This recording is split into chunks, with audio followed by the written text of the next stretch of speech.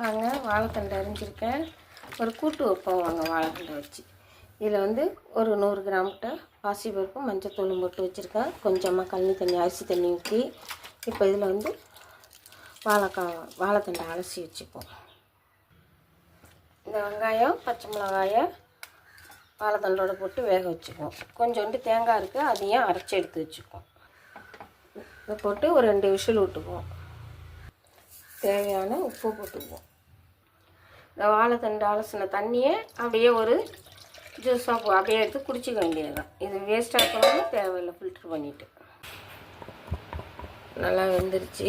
இப்போ நம்ம தேங்காயும் கொஞ்சம் பெருங்காயமும் போட்டு கொதிக்க விட்டுருவோம். இதுக்கு ஒரு தாளிப்பு கொடுத்துருவோம். தாளிச்சாச்சு. மல்லித்தழை தூவி அப்படியே கிளறி விட்டு சாப்பிட வேண்டியது. இதுமாரி நீங்களும் செஞ்சு சாப்பிடுங்க.